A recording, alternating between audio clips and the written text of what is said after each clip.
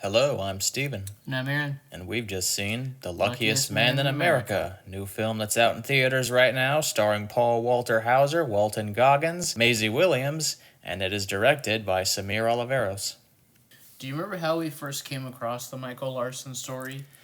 The way I got introduced to the Michael Larson story was through you when you showed me the episodes on YouTube way back in like 2010. Okay. Yeah, I was. That's what I thought it was. I'm pretty sure it was a friend of ours. Their mom used to watch this show back in the day and remember the episodes. And I think they might have even aired on television. Probably, And it's a legendary story, so I'm sure it's been kept alive through reruns and documentaries. yeah, that's what I thought had happened. But it's just one of those kind of like bizarre stories. It's not a story that you hear really very many people talk about, but the people that know, it's like really interesting story to know about. Yeah, it's a legendary in that space, in the space of television game show history. This is a iconic story, Yeah. and it's the story of Michael Larson, the unassuming man who went on to the television series Press Your Luck and won big. Due to certain circumstances. So I guess I'll get it right out of the way. I liked this movie quite a bit, actually. Yeah, I did too. It's really entertaining. They very clearly take some liberties with the story.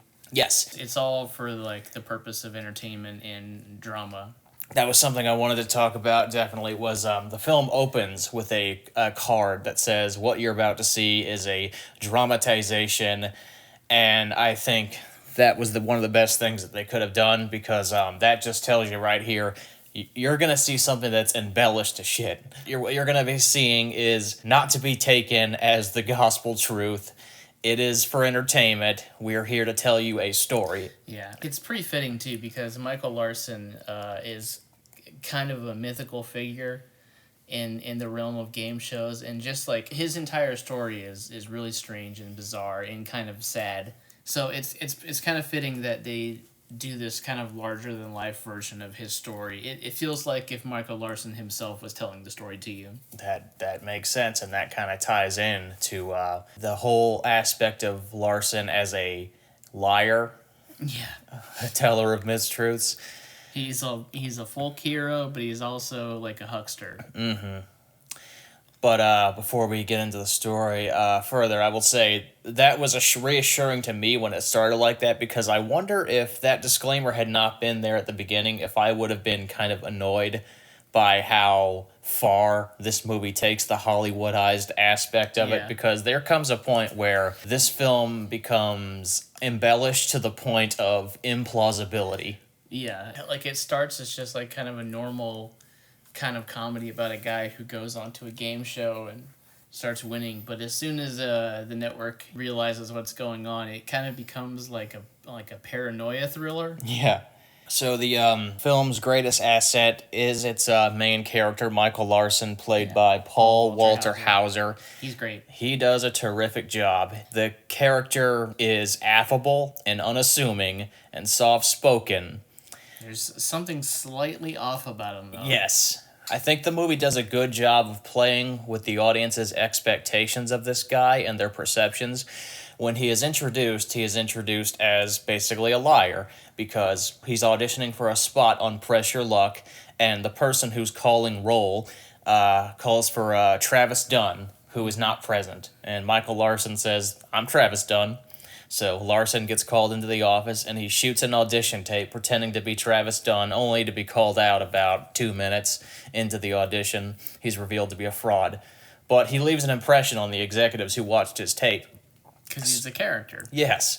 So from that point onward, you're never entirely sure if he's being truthful or not. And that led to a surprise to me later on in the movie. When he's on the show, they go to commercial break, and he wants to use the telephone. And they tell him, "We can't use the telephone, it's against our policies, not until the show's over." And he says, "You see, I have a daughter, and it's her birthday, and I really want to talk to her." I thought he was lying. I thought he was making up a story to get on the phone to do something potentially more nefarious. But then that actually turned out to be true. Yeah, I couldn't remember some of the aspects of his background. I knew that he basically went on the show and that he was an ice cream man who had a wife and kids, but I couldn't remember if that part of it was true. He is an ice cream man. Yeah.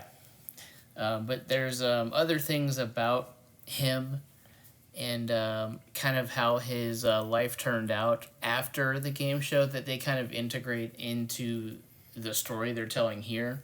Yes. Instead of just following like a standard, the life of Michael Larson story where the game show makes up like 50% of the movie and then the rest of it is like his life after the show, they kind of like compact everything into that one taping. And I think a pretty clever and smart way where it kind of tells his whole story without going through the entire thing. And it leaves off on a very kind of vague note where you're not really sure what to think of Michael Larson as a person. Like, did he use his funds for good? Did he go back to his family? Did he continue, his kind of scheming ways? They leave it up in the air for you to kind of make up your own mind about Michael Larson. Like, is he a folk hero or is he just a huckster con man? Yeah, it's not a movie that tells you what to think. It leaves it up to you. But one thing I wanted to ask you regarding Michael Larson in this movie is, do you think they revealed too little about him, or do you think they revealed just the right amount of information about him? Because I imagine there are some people who watch this movie and think that he's fairly undeveloped. I like that they leave him mostly an enigma. I do too. That's kind of my favorite thing about it is how much of a mystery he is, and you're not really sure what parts of him are true, what parts are real or not.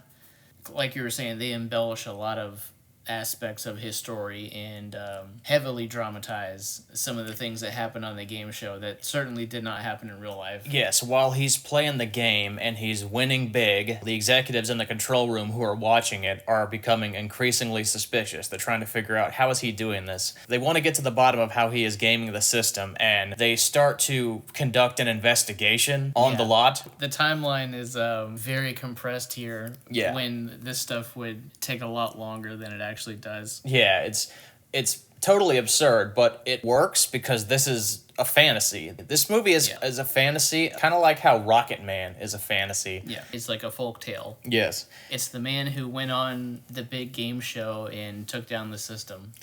So, yeah, the people in the control room conduct an investigation. They send one of their underlings to infiltrate his ice cream truck on the CBS lot, where he finds VHS tapes of the show, and they learn that Michael Larson has studied the show extensively and realizes that the patterns on the show are not random. Yeah, there's 5 patterns that he can read. And basically how it works is, there's like predetermined locations on the board where the lights will go, onto certain prizes. And the goal of the game is to not land on the whammy, which reduces your amount of money you won down to 0. And some of these items on the board have like extra spins. So Michael Larson is basically just constantly landing on the money prizes with the extra spin, so he spends the entire game just spinning over and over and over again and accumulating more and more money. But yeah, watching the tapes of him recording the show and then going back to watch the taping of the episode, they kind of realize that he's eyeballing the board and he knows where the lights are going to be before they get there. So after they conduct their investigation and realize what he's doing, the question becomes, is he cheating? Yeah.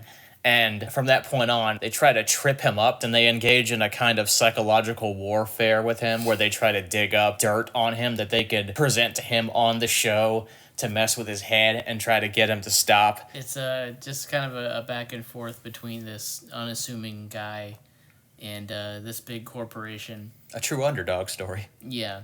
That's kind of the thing that's most entertaining and the thing that actually kind of makes you like Michael Larson is that it is an underdog story. But like we were saying, like the more it goes on, the more they kind of reveal about his background and him as a person, and it just kind of changes the whole thing, the way you think about certain things.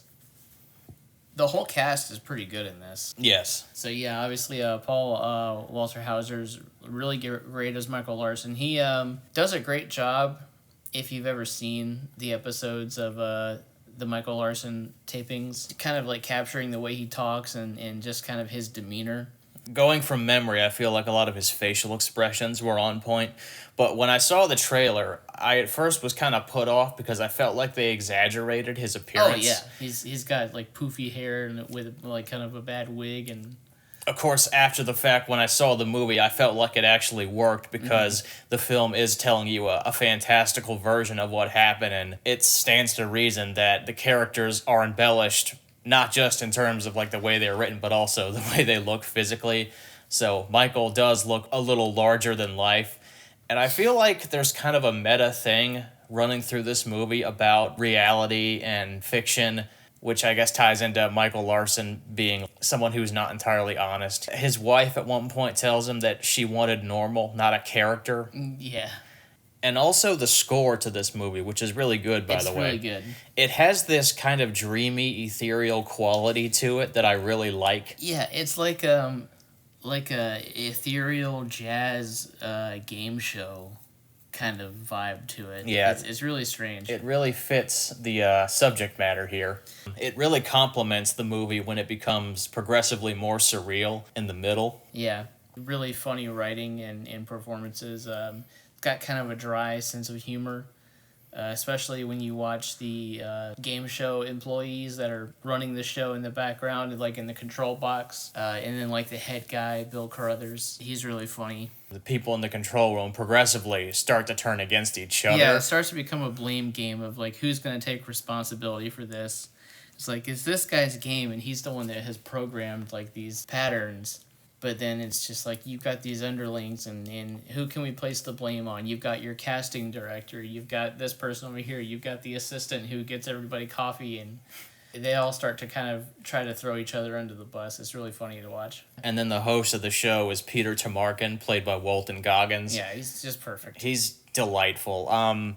He's the host of the show, but he is in no way the boss. No. He is frequently used as a pawn by the by the higher ups to reluctantly so. Yeah, he's used as a weapon against Michael Larson frequently, and the host seems proud of Michael Larson. He seems like he's happy that he's doing well. Which is another kind of funny thing that becomes a plot point is the company CBS kind of starts to see this as, hey, maybe this is something we can market and sell. Is like they're trying to find out how they can spin it in such a way that to benefit them. Yeah, like they're going to be out a lot of money. Which, what was this, the 80s?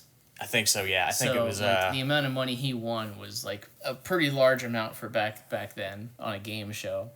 Another like really great aspect is the production design. Yes. They do a good job of replicating the 80s and the whole set of the original show. The cinematography is really great. The lighting is gorgeous. I think when I watched the trailer, I was kind of put off by the fact that they didn't bother to make the lighting match like the game show lighting in the 80s, how it would look, that cheap television lighting. Yeah. But again, when you go into this and you realize that you're watching a fantasy, the cinematography and the way it's shot and lit really does lend itself to that dreamlike ethereal quality. So that was the right choice on their part. Yeah. And for as kind of limited as the sets and the production is, like there's only a few locations that they go. Like they're used very well. Yeah, all the action takes place in like 4 sets total. Yeah. And then they figure out a way to kind of like break it up every once in a while. They don't just sit in the studio shooting the show the entire time, which is kind of like one of my only issues. Is I thought that the format was starting to get repetitive, but it finally like pulled itself back together in the climax. When the movie's over and you look into the real Michael Larson, you probably will be asking yourself whether or not he's someone who should be venerated or if he really is a folk hero, because from what I've read about him, he's kind of like a real-life Slippin' Jimmy. Just a huckster all throughout his life, always involved in get-rich-quick schemes and just various scams. But at the same time, I don't feel the least bit sorry for CPS. No, like if somebody can watch the show and memorize the patterns, like Yeah, and I can't say that I consider what he did cheating. He just memorized the pattern that they laid out. No. It's just an observant man taking advantage. he beat the game. I mean, that's exactly what happened. He's not lucky. He watched the show. He studied it. He worked for it. Yeah, he did. He did spend time working on it. Yeah, he beat the system, and then of course systems have to be changed. But that's just one of those interesting stories in history that it feels like it could only happen in the movies, but it actually did happen in real life. Definitely check out the episode and then check out the movie. Yeah. So, what is your final number grade on a scale of 1 to 10? I'd probably give it like a pretty strong 8. Yeah, me too. Yeah, I really liked it a lot. It's a lot of fun while it's going on. The way the tone kind of shifts over the time, like I said, it starts as just like a comedy about this odd guy who goes on a game show and starts winning. And then once things, start to reveal themselves, it becomes more of a thriller, which is a really interesting way to do the Michael Larson story. So, that's The Luckiest Man in America. Definitely see it.